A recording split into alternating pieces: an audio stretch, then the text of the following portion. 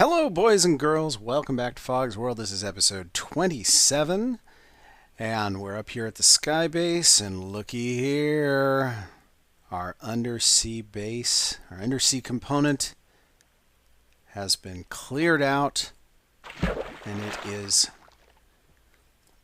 looking pretty good. Look, I got the whole bars and fence post motif going on all around the whole thing. This is a permeable wall that you can walk right through at any point. Just walk right through and swim around and do whatever you want to do. There is one more thing that I wanted to do down here.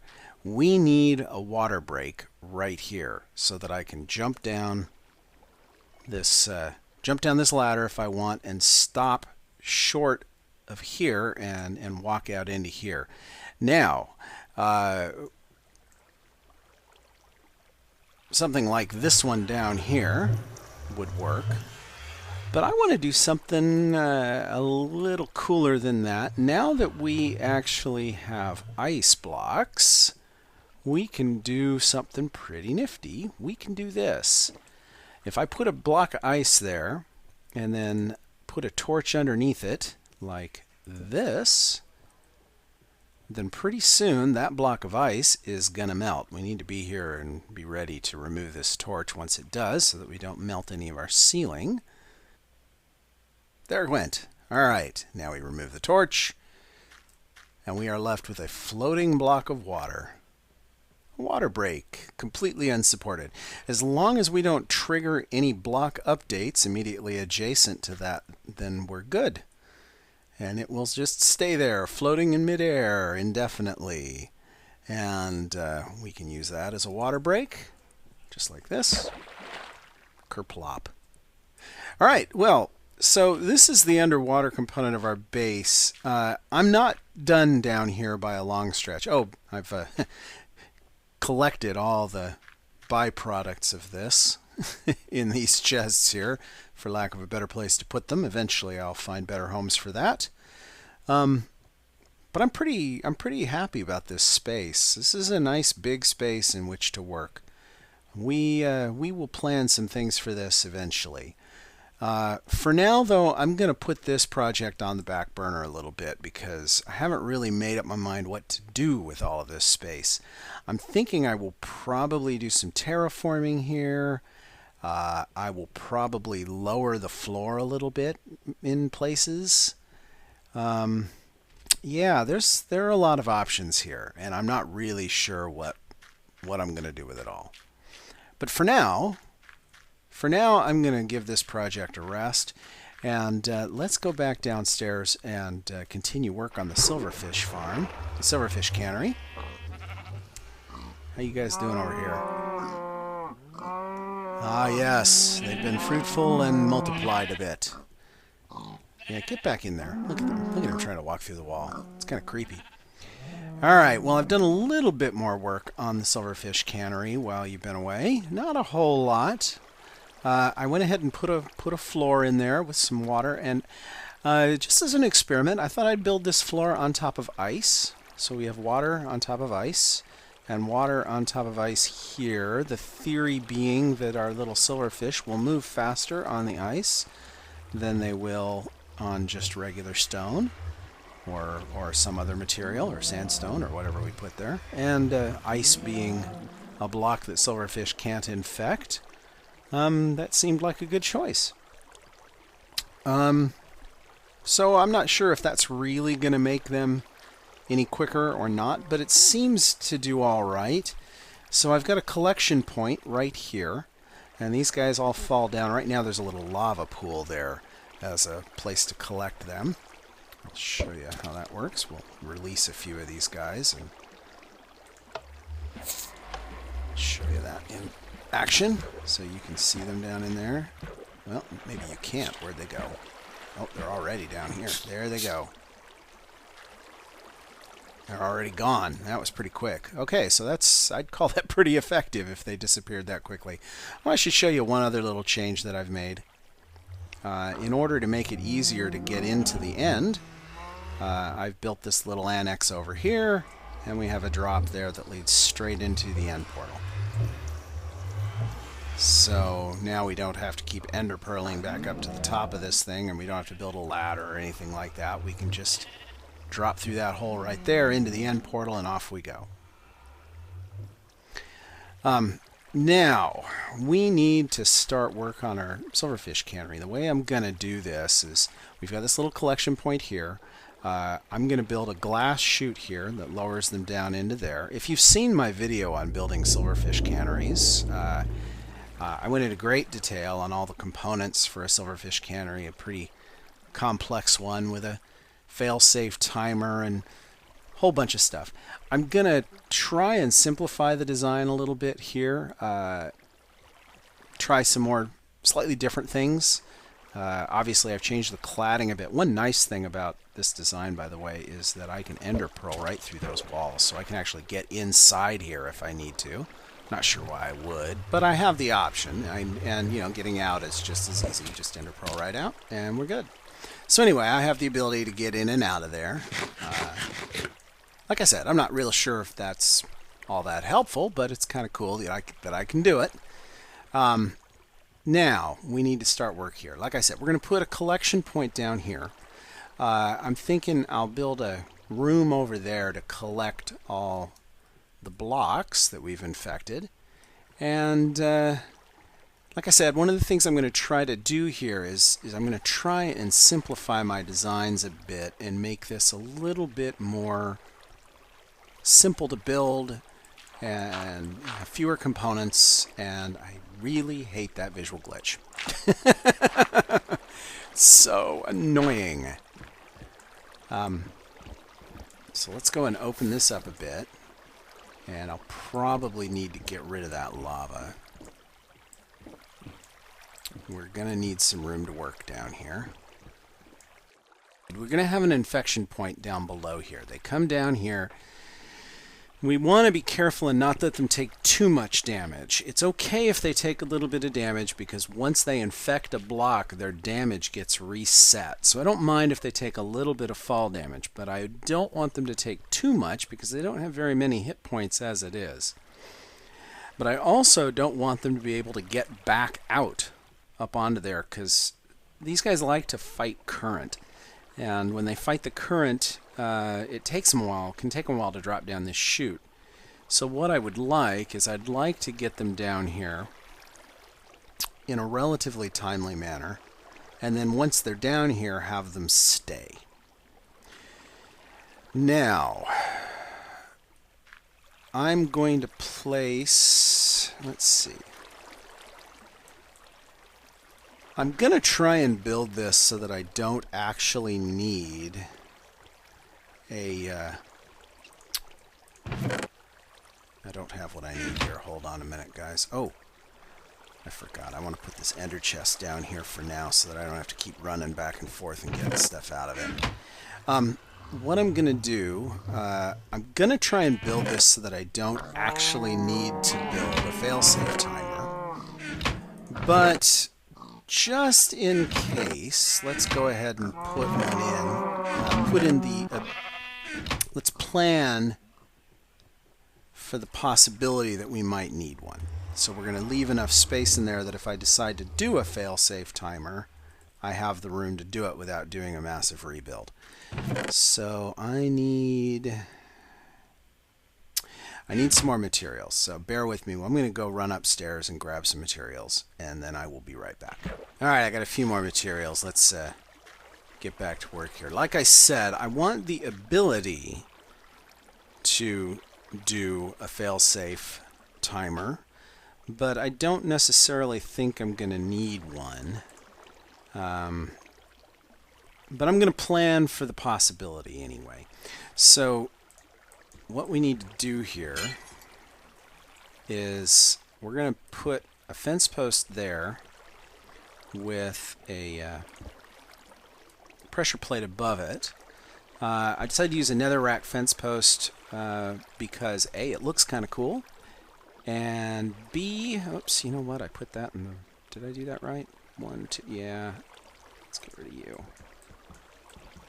There we go. A, because it looks cool, and B, because it doesn't burn. So even if we get lava a little close to it, it's not going to burn up.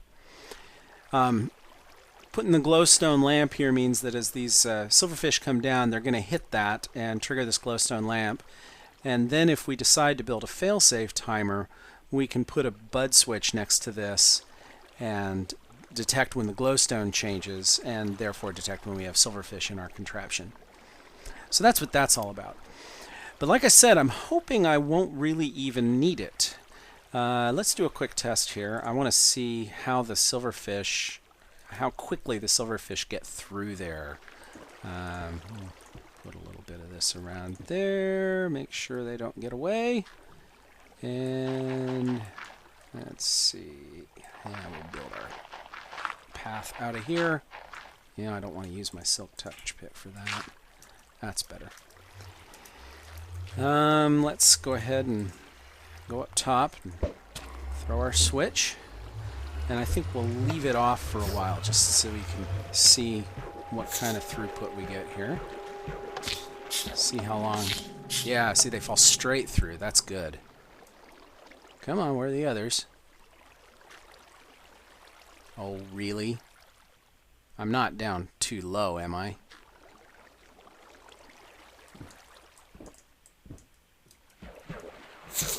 Maybe. Oh, there's another one. And another one. Yeah, they come through here quick. Oh, I'm liking that. That's excellent. That is excellent. That's just what I want. That is just what I want. Okay. Alright, that's successful. I'm happy with that. Very happy with that. Excellent. Okay, let's get our silk touch pick back, because we're going to need to retrieve some of this stuff. And it would be nice if I'd actually used the silk touch pick. There we go. And I want that lava back. Okay, next step is... I'm sorry, I thought I heard a silverfish.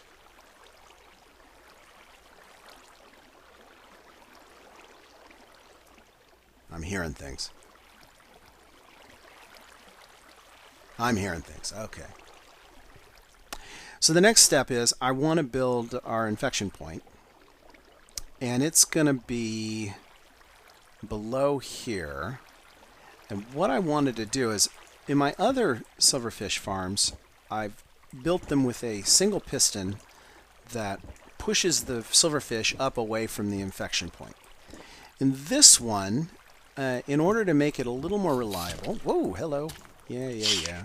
Apparently they managed to infect that one block. Even though it was surrounded by lava, they still infected it. Okay, like I was saying before I was so rudely interrupted, I'm going to... In my other ones, I've done it with a single piston that pushes them up and away from the infection point. In this one, I think I'm going to build a double piston extender so that it pushes them even farther away from the infection point. And so what I need to do right now is I need to give some thought to how high up that guy should go. If at its tallest point, let's see, that's 2 blocks beneath there, because I wanted them, if they get stuck above this post, to not be able to jump back up. And 3, 4 to here. If I push a block from there up to here, that's probably the best way to go. So this will be, right there will be the top of the highest point. Right here. So that puts the top of the lowest point there, which puts the infection point right here. That should work. So I need some materials. I don't have a sticky piston. Okay. We need materials to build a double piston extender. And I have... I thought I'd brought down some sticky pistons. Well, I have slime balls, so I can make sticky pistons. 2 sticky pistons, which actually is enough for this project, so that's fine. And I should have a lever on me in here. Yep, I've got some levers. I've got a little bit of redstone, which should be enough for this part of the project. Pistons, sticky pistons. You can go back in. I don't need you. And let's get busy. I'm going to need to clear out a little bit of space here so that I can build this. Now, like I said, this needs to go at its highest point. It's going to go right there. That means its lowest point is right below this, which means I need a sticky piston right here. Is that right?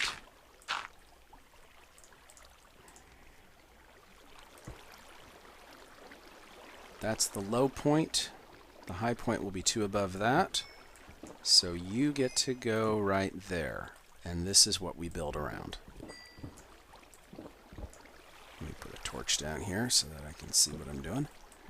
We're going to have to open this area up a bit, of course. All right, well, I've checked my notes. We need to get 4 spaces out in this direction to work with. And we're going to need to have a little room this way. So let's do a little bit of clearing out right here. We're going to need a block here, and I need a place to place some blocks there and there. Now I need to build this all on a material that can't be infected by silverfish, because if I don't, then we run the very real risk of having a silverfish get loose in our wiring and messing everything up, and that is just not cool. We don't want that at all. So that's why I'm putting down all this sandstone. And I think I need to do like this. I probably put in more than I really need, but that's okay. So we put a repeater here and a repeater there and a repeater there. This repeater is at 1 tick. This repeater goes to 2. This repeater goes to 3. And then back here we put another repeater at 4 ticks. So 1, 2, 3, 4. Just like that. This design, by the way, is one that I first saw. Whoops, sorry. Done. I think this was by, oh gosh, I can't remember who I first saw this. CNB Minecraft, I think, did this design first. I think that's where I first saw it. Not one of my designs. I have copied this design from someone else. I'm pretty sure that's who it was. But don't hold me to that, because I can't promise you that's who it was. But the important thing is, it's not my design. It's someone else's. But that's the way we work, you know. You take what's good and you build on it, right?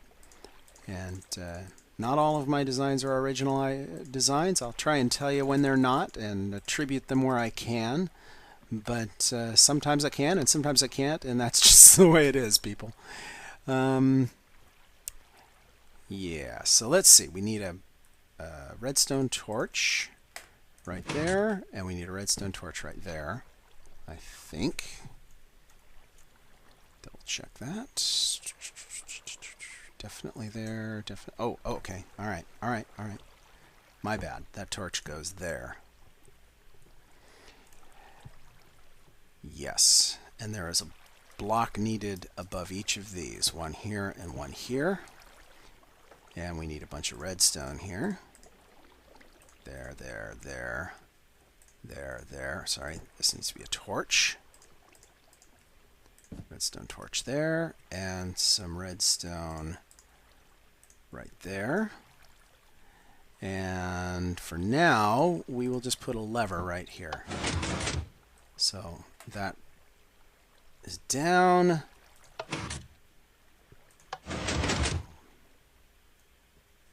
And up. There we go. Up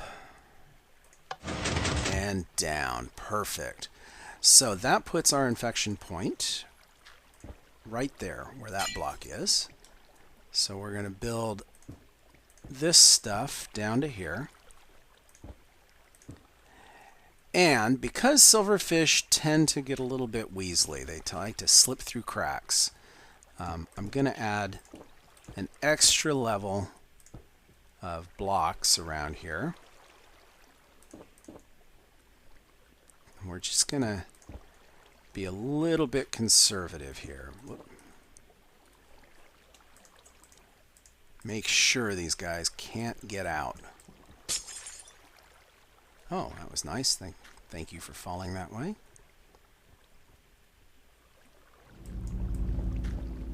Open this up a little more.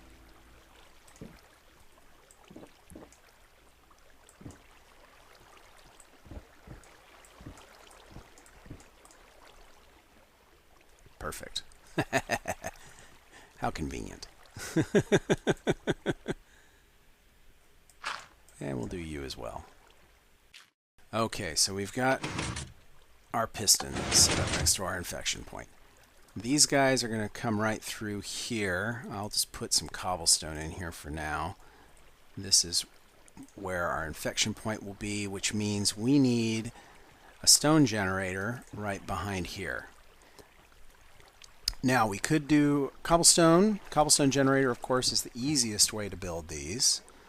But I think that rather than do that, I just really like the look of smooth stone. So we're going to do a smooth stone generator instead.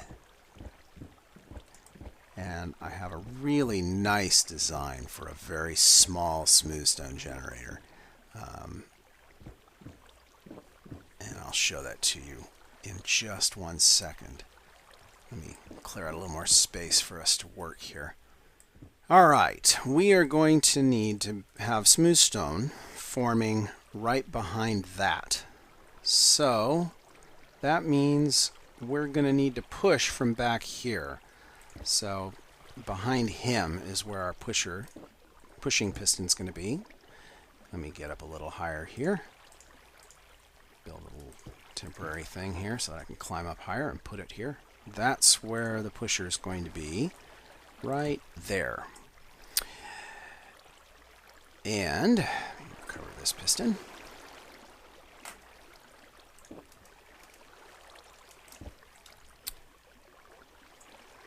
That means we need the smooth stone to form right in this square, right where I'm standing. And to make that happen, we need a couple of things. We need a lava bucket to go above it. Now I'm going to put a second piston here. I'll show you why that's important in a minute. We need a place for lava, which will be right there. And this lava will flow down to this spot right here where it will form smooth stone. Now beneath that, we need some water. And that's what this is all about. Build the rest of this wall. And temporary block there so I can place that. And pull you guys out here. Temporary block here. One of those. Excellent.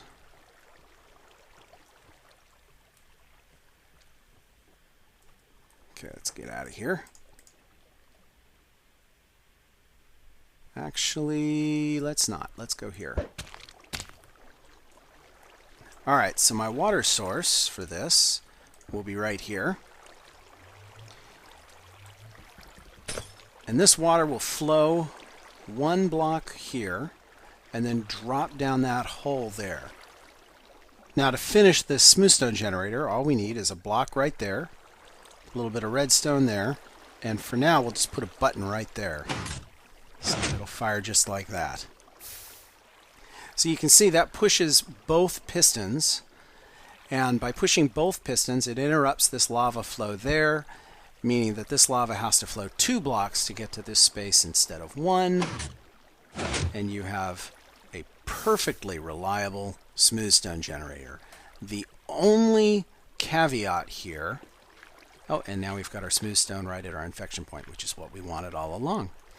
The only caveat here, the only thing we need to be worried about, is we have to make sure that we fire this slowly enough that we've always had time for that smooth stone to form. And as it turns out, that's not really much of a problem because these silverfish aren't produced by that silverfish spawner too terribly quickly. So it's not really a big deal. Now the other thing we're going to need to do is we're going to need to be able to put lava down underneath here to catch any silverfish that might get away when we release the silverfish from our infected blocks to kill them. And so that's what this is going to be. This is where the lava will go underneath here. Let me take a minute and discuss a little bit about smooth stone generator design and some of the pitfalls that you can run into and why I think this is a good design. Smooth stone in Minecraft is generated when lava falls on top of water. If you have lava next to running water, that will create cobblestone. And if you have lava next to a water source block, the water source block becomes obsidian. So what you want is you want a situation where the lava always falls on top of water. And that's how you get your smooth stone. Now, if we had taken our source block, our water source block, and placed it here instead of over there, then if this lava ever managed to get to this space before that water did, then we would end up with a block of obsidian there and a failed generator. So we don't want that. That's why the water source block is placed a block away. If we had not left this opening down below, then we would end up with a situation where we have lava right here, and we have water, moving water, right next to the lava, and that would turn the moving water into cobblestone. And again, our generator would fail. But by leaving that opening down beneath, now we have a situation where the lava can fall on top of the water, and if for any reason the lava manages to get there first, let's see if I can make that happen here. This is a little tricky, but we'll do what we can here. Like that. Now the lava's there first. Now if I release this water, watch what happens. I'll remove this block.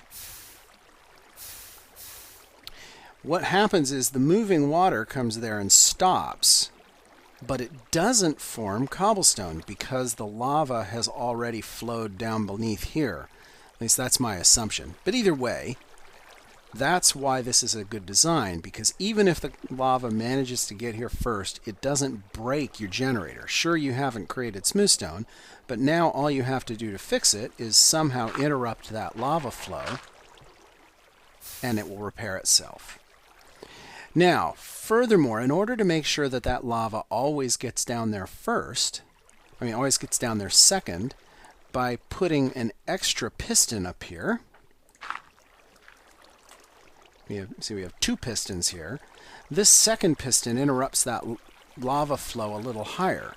And that means that this lava has 2 blocks to flow, whereas this water only has 1 block to travel. And since water flows faster than lava, we are always going to get smooth stone there because the water is always going to get there before the lava. And that gives us a much more reliable smooth stone generator. So this is a very, very reliable smooth stone generator. It's not as fast as the faster smooth stone generator I have upstairs, but that's okay because it doesn't really need to be. All we need to do is make sure that we time our infection rates slowly enough. We move this piston up and down slowly enough that we always allow smooth stone time to form in there. Alright, well, we've made some progress here. We've got our double piston extender, we've got our smooth stone generator, and we've got some work done around our infection point. We still have quite a bit to do though. We still have to open up this area so we have some room to put in some circuitry. We need a storage room for our infected blocks. We need to put a bud there so that we can detect when the silverfish have infected the block at our infection point and advance the blocks. And that's going to take some time. Unfortunately, we don't have any more time today. We're out of time. So I think we're going to have to end it here. I'll do some work off camera to clean out some space here and get us prepped for the next episode. And then we'll pick it up where we left off next time. So as usual, thanks for subscribing. Thanks for hitting that like button. Thanks for telling all your friends about us. I'd love to get some more subscribers, so spread the word. And we will talk to you again next time.